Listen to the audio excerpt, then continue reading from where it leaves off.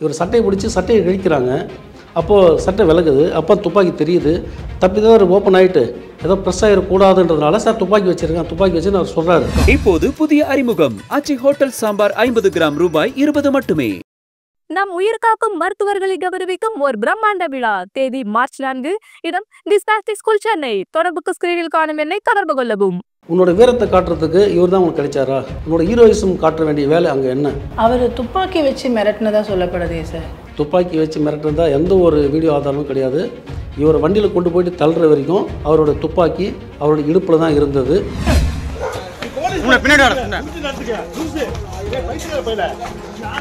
இந்த இன்ஸ்பெக்டர் பிரவீன் என்றவர் வந்து அவரே ஒரு நல்லவர் கிடையாது. நெக்ஸ்ட் அவர் அங்கே வர வேண்டிய வேலையும் கிடையாது. ஒட்டினவங்க வந்து வலசரவாக்கம் இன்ஸ்பெக்டர் அவங்க வந்து ஒட்டிட்டு போயிட்டாங்க. அவங்க வந்து பின்னாடி கண்காணிக்கிறதுக்கு இவர் அதாவது வேணும்னே பார்த்துருக்காரு. இவர் வந்து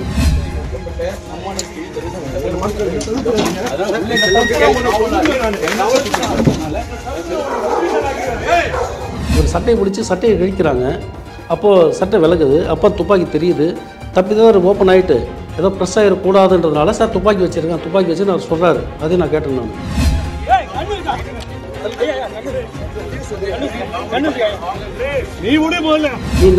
நீ நாடாரான்னு சொல்லி ஒரு சமூகத்தை ஒரு ஜாதியை சொல்லி ஒரு இன்ஸ்பெக்டர் பேசுகிறாரு. அப்போது அவருக்குள்ள எவ்வளோ வன்மம் இருக்கும். ஜாதியை சொல்கிறாரு, வாடா போடான்னு பேசுகிறாரு.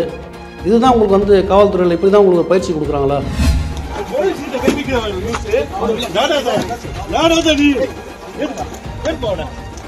அப்போ அடிச்சுக்கிட்டு இருந்தால் நீங்கள் அடிங்க சாமின்னு குடிச்சிட்டு இருப்பாங்க. கை கட்டிட்டு குடிச்சிட்டு அடி வாங்கிடணுமா? தடுத்துருக்காரு. அது நான் பார்த்தேன். நான் இவர் தடுக்கிறாரு. டே ஏறா அடி. ரொம்ப ஒரு ரவுடியை விட ரொம்ப கேவலமாக இப்படி ஒரு போலீஸ் ஆஃபீஸரை நான் தமிழ்நாட்டில் பார்த்ததே இல்லை.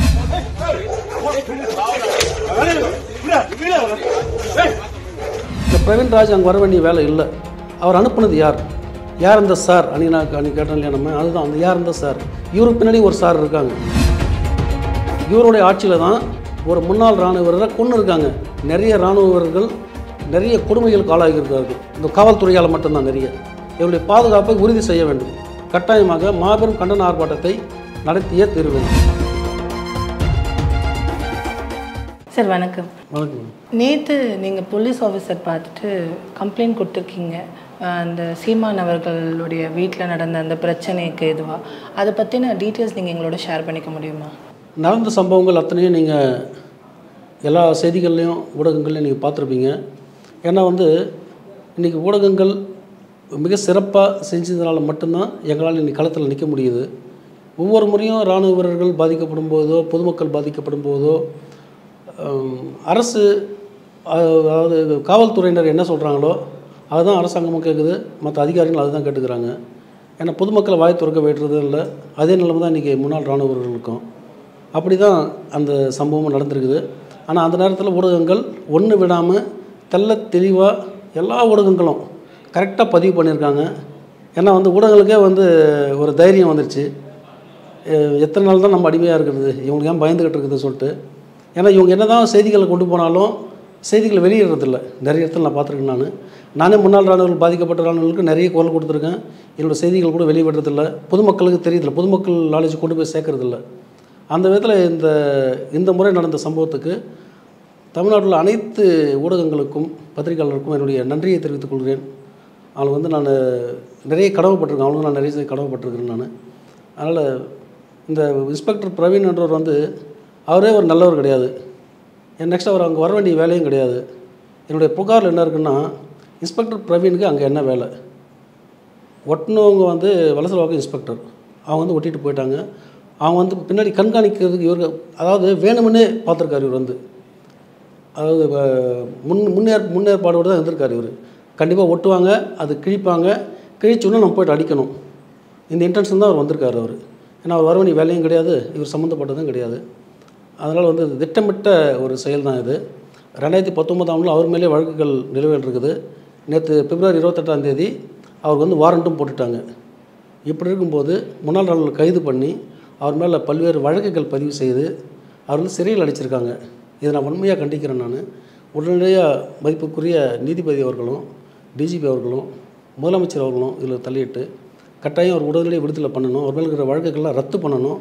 இந்த இன்ஸ்பெக்டர் பிரவீன் மேலே கடுமையான நடவடிக்கை எடுக்கணும் அப்படின்னு சொல்லி புகார் கொடுத்துருக்கேன். சார், இந்த அமல்ராஜ் அப்படிங்கிற அந்த முன்னாள் இராணுவ வீரர் வந்து அந்த முன்னாடி வந்த ஒரு போலீஸ் ஆஃபீஸரை வந்து தரக்குறைவாக பேசினதாகவும் அடித்ததாகவும் வந்து சொல்லதுனால தான் போலீஸ் ஆஃபீஸர் பிரவீன் அவர்கள் வந்து அவங்க மேலே ஒரு கோவத்தில் வந்து அப்படி பண்ணியிருக்கலாம் அப்படின்னு ஒரு தரப்பு சொல்லப்படுது.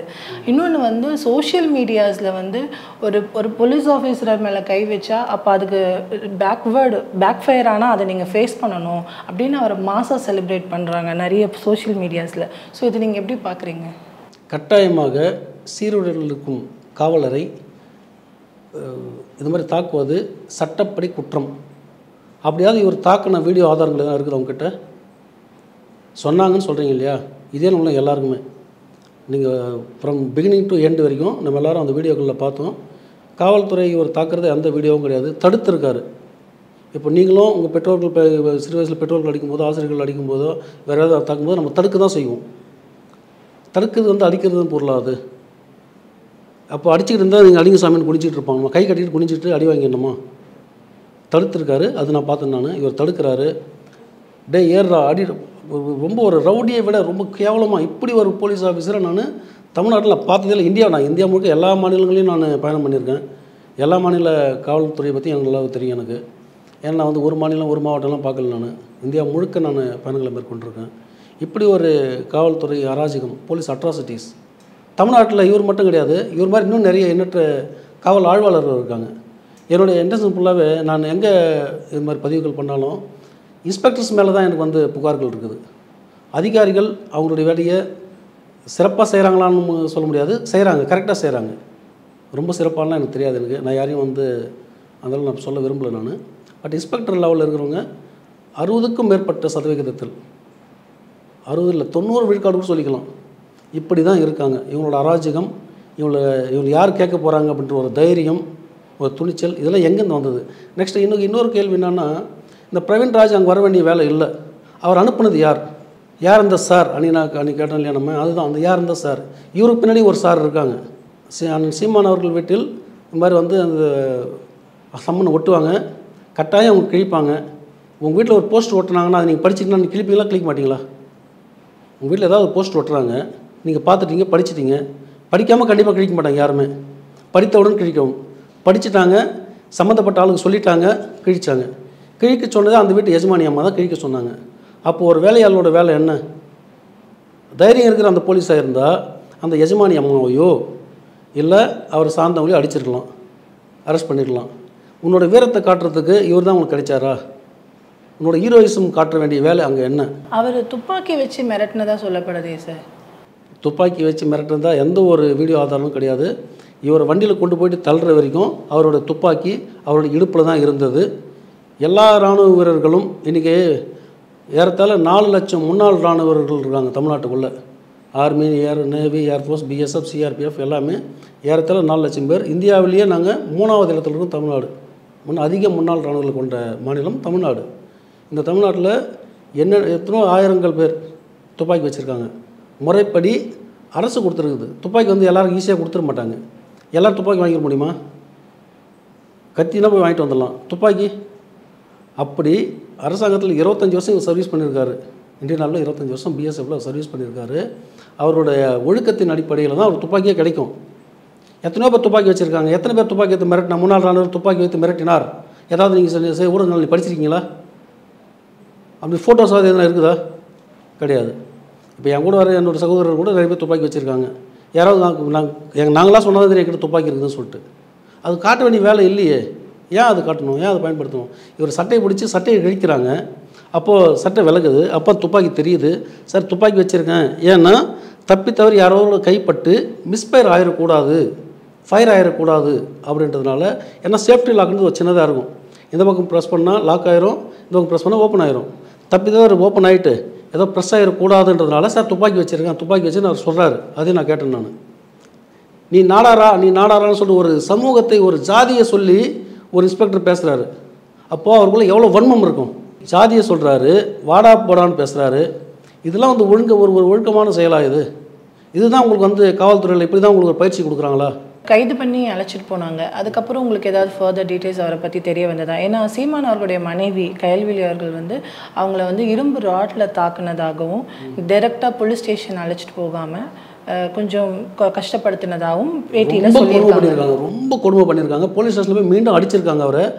நம்ம ஜீப்பில் ஏற்றும்போது நம்ம கண்ட காணொலியை மட்டும் பார்க்கலாம். ஏன்னா போலீஸ் ஸ்டேஷனுக்குள்ளே என்ன நடந்தது யாரும் வீடியோ எடுக்கல. அது முன்னாடியே நீங்கள் பார்த்துருப்பீங்க. அவன் எப்படி கொடுமையாக தாக்கியிருக்கான்னு சொல்லிட்டு கண்ணில் கையை வச்சு அழுத்துறாங்க. அந்த இன்ஸ்பெக்டர் அவன் கண்ணு மேலே கை வச்சு அழுத்திருக்காரு. இது எந்த ஊர்லாம் நடக்குமா? அவர் எப்படின்னா கொலை பண்ணிட்டாரா?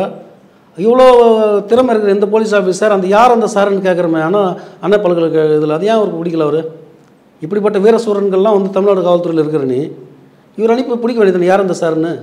உன்னோட திறமையை உன்னோட ஹீரோ வயசு அங்கே போய் காட்ட வேண்டியது தானே. இங்கே காட்ட வேண்டிய அவசியம் என்ன? உனக்கு பின்னாடி எந்த சார் இருக்காங்க? இந்த விஷயத்தில் ஒரு சார் இருக்கார். அப்போ அவர் பின்னாடி யாரோ ஒரு சார் சொல்லாது இவர் செய்ய முடியாது. 5 வருஷமாக ஒரு வழக்கு நிலவில் இருக்குது. இவர் இன்னும் வந்து பணியில் தான் இருக்கார். இவர் எந்த சஸ்பெண்டும் பண்ணல. இவர் இன்னும் பணி செஞ்சுட்டு இருக்காரு. இவர் ஒழுங்காக சம்மன் கொடுத்து இவர் கோர்ட் அட்டன் பண்ணுறதுக்கு கூட கிடையாது. இது வரைக்கும் 3 முறை பணிகள் மாறுதல் பண்ணியிருக்காங்க இவர். இப்படிப்பட்ட ஒரு ஆள் யாரோ ஒரு சார் சொல்லாமல் வந்து இந்த இராணுவ வீரரை கைது பண்ணுறதுக்கு வாய்ப்பு இல்லை. இவருக்கு பின்னாடி யாரோ பின்புலம் இருக்காங்க.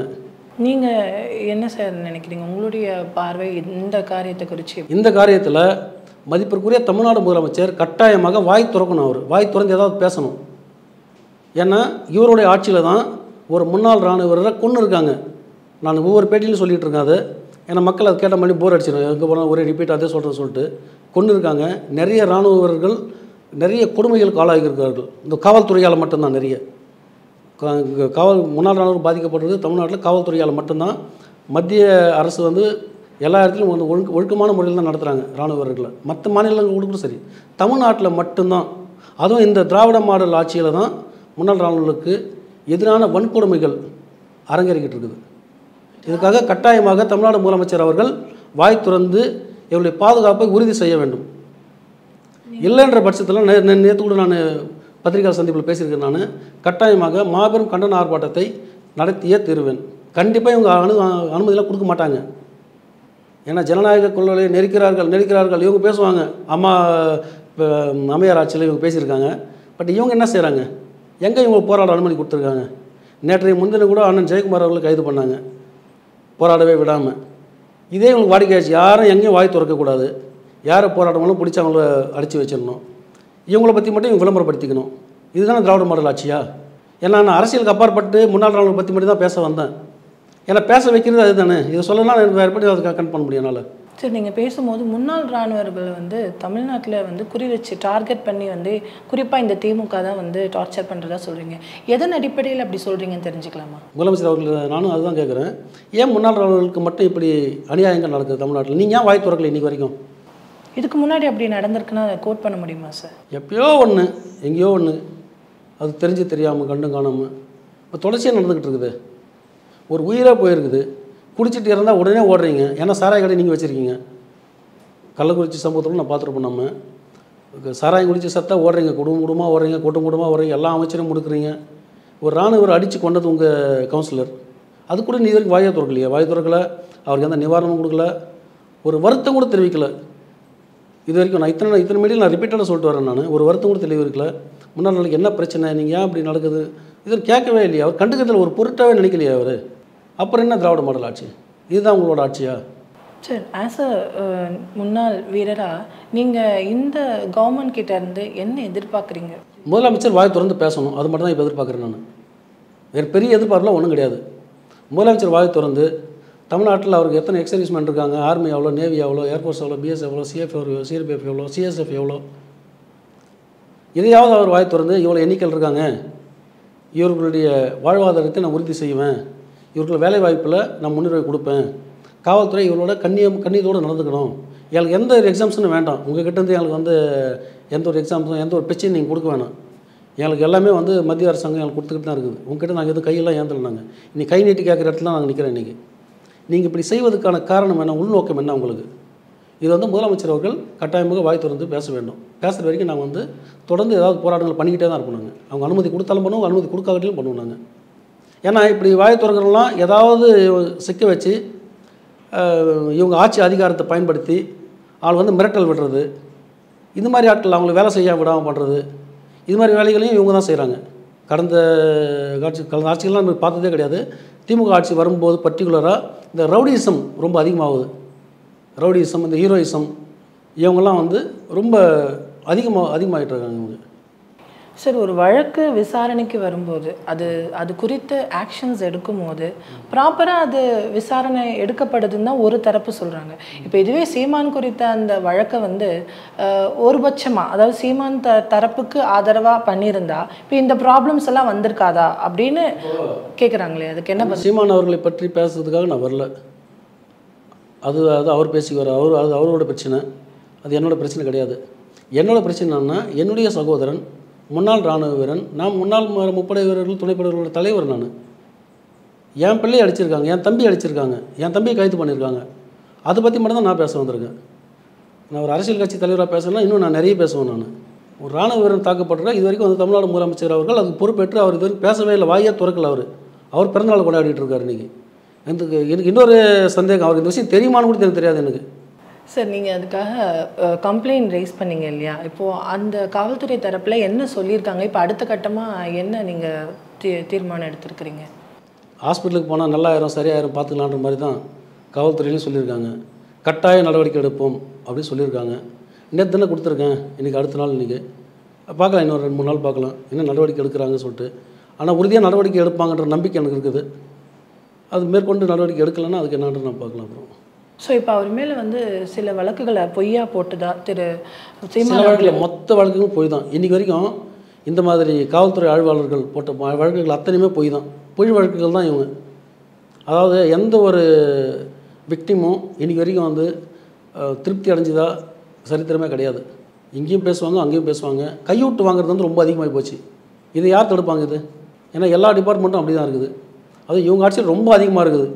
எல்லா டிபார்ட்மெண்ட்டும் சேர்ந்து ரொம்ப அதிகமாக இருக்குது. இவங்களை யார் கண்ட்ரோல் பண்ண முடியும்? மக்கள் இனியாவது திருந்தணும். இந்த மாதிரி ஆட்களுக்கு வந்து மீண்டும் வந்து இந்த பதவியை வழங்கக்கூடாது. இது வந்து இந்த ராஜாக்கள் மாதிரி தொடர்ந்து இவங்க அப்பா, தாத்தா, பேரன் இவங்களாம் வந்து செலவு வச்சுப்பாங்க. இவங்க ஆட்சி காலத்தில் இவங்க செய்த சாதனைகள் இவங்கள பற்றி போடுறதுக்கே டிவியில் வர டைம் பத்தலை இவங்களுக்கு. 24 மணி நேரம் பத்தலை இவங்களுக்கு, அவ்வளோ போட்டுக்கிட்டு இருக்காங்க. இன்னொரு விஷயம், ஐடி விங்க ரொம்ப சிறப்பாக செயல்படுறாங்க.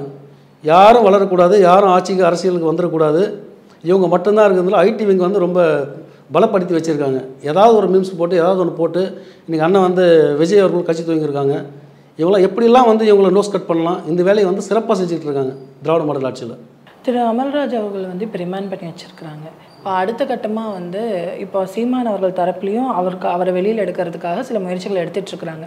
உங்கள் தரப்பில் நீங்கள் அடுத்த கட்டமாக என்ன சார் பண்ண போகிறீங்க? நாங்கள் புகார் கொடுத்துருக்கோம். முன்னாள் இராணுவர்கள்லாம் சட்டத்திட்டங்களுக்கு உட்பட்டவர்கள். 18 வயதில் நாங்கள் வந்து இராணுவத்துக்கு போயிடுறோம். அதுக்கப்புறம் 20 ஆண்டு காலமோ 25 காலமோ சேவை பண்ணிச்சுட்டு அதுக்கப்புறம் வரோம். எனக்கு தெரிஞ்சதெல்லாம் மனைவி, பெற்றோர்கள், பிள்ளைகள், உற்றார் உறவினரோடு எங்களுக்கு வந்து நிறைய பேர் தெரியறதுக்கு வாய்ப்புகள் இருக்கிறதில்ல. ஏன்னா எந்த ஒரு சுப நிகழ்ச்சிகளும் நாங்கள் கலந்துக்கிறதுக்கு வாய்ப்புகள் ரொம்ப குறைவாக இருக்குது. என்னோடய பெற்றோர்களோ இல்லை மனைவியோ அறிமுகப்படுத்தினா தான் உண்டு.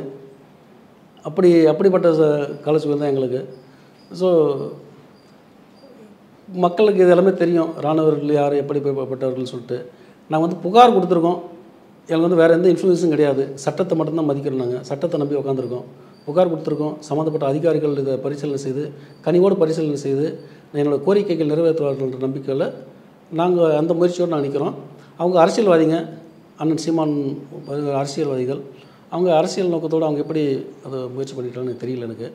கட்டாயமாக ஒரு 2 நாட்களில் இதுக்கான முழு விசாரணை முடிந்து அவர் வீடு திரும்புவார். அவர் மேலே இருக்கிற வழக்குகள் ரத்து செய்யப்படும் என்று நான் நம்புகிறேன். அது மட்டும் இல்லாமல் பிரவீன் ராஜ் அவர்கள் மீது கடுமையான சட்ட நடவடிக்கைகள் எடுக்க வேண்டும்ன்றது என்னோடய தொடர்ந்து கோரிக்கையாக இருக்கும். நீங்கள் முன்னாடி பேசும்போது குறிப்பிட்டீங்க, 18 வயசில் நாங்கள் ஆர்மி போயிட்டோன்னா அதுக்கப்புறம் சொந்தக்காரங்க கூட பார்க்குறதில்ல. இது மாதிரி நாட்டுக்காக பெரிய அளவிலான சாக்ரிஃபைசஸை மற்றவங்க பண்ண யோசிக்கிற சாக்ரிஃபைசஸை நீங்கள் பண்ணுறீங்க. ஸோ சில பேர் திரும்பி கூட வர்றதில்லை. நம்ம இன்றைக்கி 100 நாட்கள் கடந்து அமரன் படத்தெல்லாம் கொண்டாடுறோம், அவர் ஒரு தலைவராக நம்ம வந்து கொண்டாடுறோம். ஆனால் அதே கட் பண்ணால் இப்படி ஒரு விஷயம் நடக்கும்போது அது உங்களை எப்படி, நீங்கள் ஒரு இராணுவ வீரராக உயர் பதவிகளிலிருந்து வரும்போது நீங்கள் அதை எப்படி எடுத்துக்கிறீங்க? அது உங்களை எந்த அளவுக்கு பாதிக்குது? அவங்க பண்ணுற மாதிரி முன்னாள் இராணுவர்களுக்கு எல்லா கலைகளும் எல்லா வித்தைகளும் அதை எப்படி ஹேண்டில் பண்ணி எல்லா விஷயங்களும் முன்னாள் இராணுவம் தெரியும். எங்களுக்கு திருப்பி அடிக்க தெரியாதா?